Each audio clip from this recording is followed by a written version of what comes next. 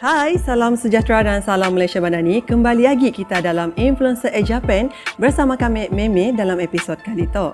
Seperti yang kita sudah tahu, perusahaan kecil dan sederhana PKS nang memainkan peranan yang penting dalam mewujudkan peluang pekerjaan, menambah pendapatan dan juga menyumbang kepada pertumbuhan ekonomi di Sarawak dan Malaysia secara amnya.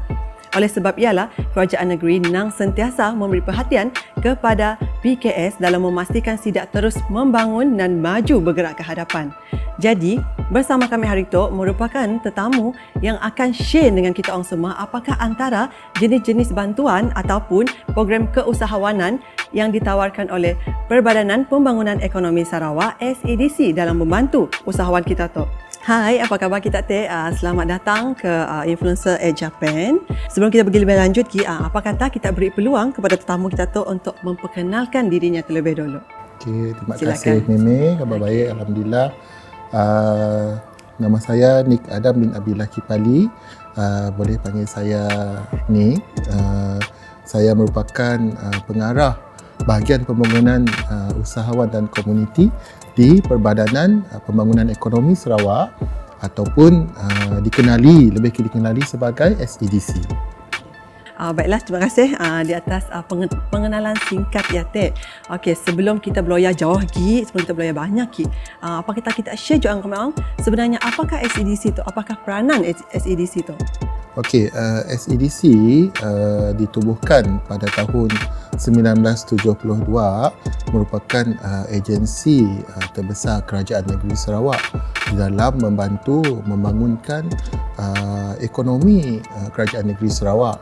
Jadi, having said that, kita boleh lihat sektor-sektor pembangunan ekonomi Sarawak, contohnya pelancongan, mining, agro. Jadi semua sektor tu kita pun bahagian di SADC lah.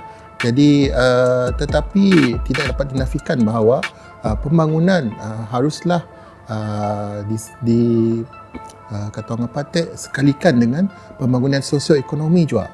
Sebab jika kita ada resources yang kaya dan kita ada infra yang bagus, tetapi kita membangunkan rakyat kita dari segi sosioekonomi, maka nyasia akan menjadi stabil lah.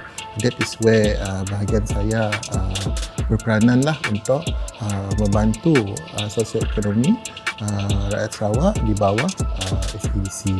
Okey, mungkin Cik Nik boleh share juga dengan kami apakah antara jenis-jenis skim pembiayaan yang ditawarkan oleh SADC? Di SADC kita tengok nama bahagiannya adalah pembangunan usahawan dan komuniti, pembangunan development.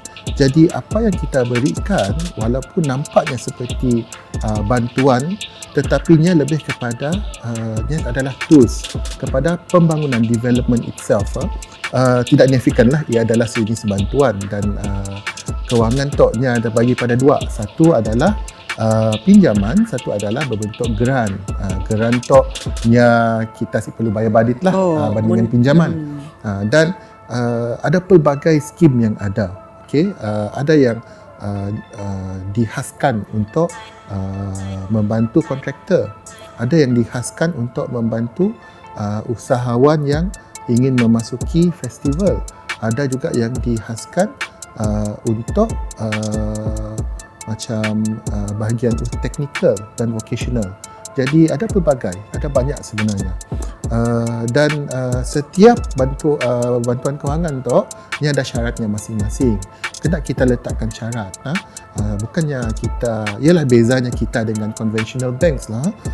Kita adalah bersasar. Kita dah kaji. Okey, bahagian ni yang bahagian komuniti kita yang mana yang perlukan apa jenis bantuan kewangan. Kita mau bantuan tu memang betul-betul membantu yang sepatutnya, bukannya just kita give saja lah. Dan selain daripada itu, kenapa saya kata tu adalah bukan semata-mata bantuan, sebab selepasnya menerima geran ataupun pinjaman tu, kita akan monitor.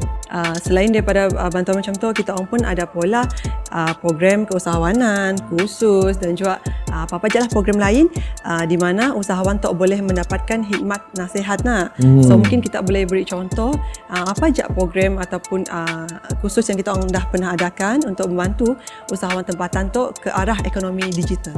Okey, kita memang ada buat kursus-kursus, sama juanya kebanyakannya bersasar. So contohnya mereka yang mereka yang menerima bantuan kewangan ataupun peralatan daripada kami orang akan utamakan golong grup tok lah untuk kursus asas keusahawanan dan pengurusan perniagaan.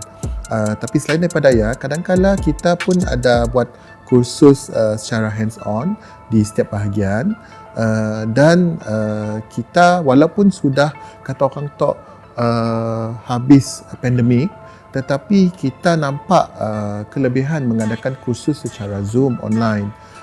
Selain daripada kadang-kadang kita dilamar oleh agensi lain untuk bekerjasama dalam kursus-kursus latihan.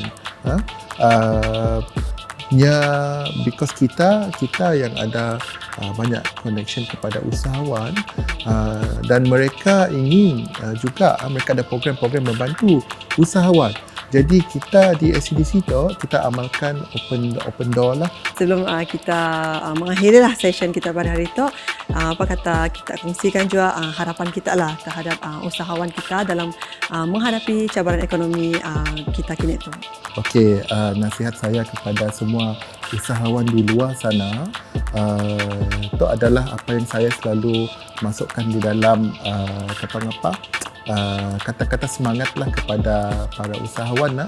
Saya suka bertanya kepada mereka di luar sana, apakah beza peniaga dan usahawan? Ramai sih dapat jawab soalan saya tu. Bukannya samakah saya selalu kata macam tu. Bila you ada premis perniagaan, you ada produk, okay, you jual. You adalah peniaga. Okay. Dan itu tidak salah. Tetapi kalau you rasa benda itu tidak cukup, you rasa macam ni nak perkembangkan perniagaan you rasa macam ni nak iklankan you pun perniagaan, apa bantuan yang ada, you sentiasa bercari ada usaha, baru you boleh madah you usahawan. That's why jika dalam bidang perniagaan tu, kalau you si dapat sesuatu dan you merungut, bagi saya you bukan usahawan kerana you putus asa.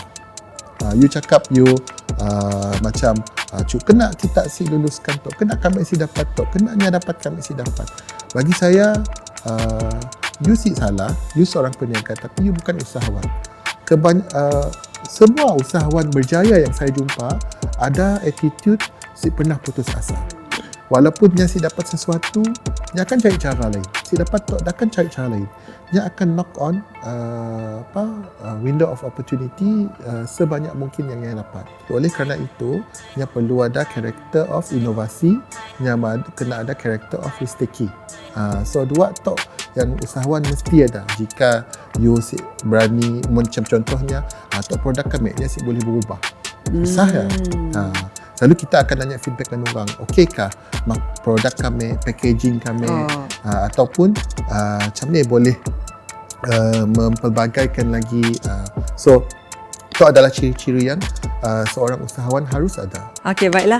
Terima kasih Encik Nick di atas perkongsian teh. Jadi kami ingin mengambil kesempatan tu juga untuk mengucapkan terima kasih di atas kesediaan kita untuk meluangkan masa bersama kami orang di Influencer Japan.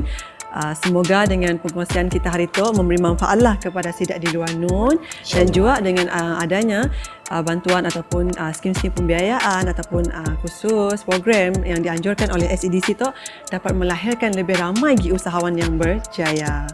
Kepada kita orang yang sedang menyaksikan episod itu, terus mengikuti kami orang di media sosial Japan Sarawak untuk mendapatkan info-info penting dan juga terkini. Sampai berjumpa lagi. Bye.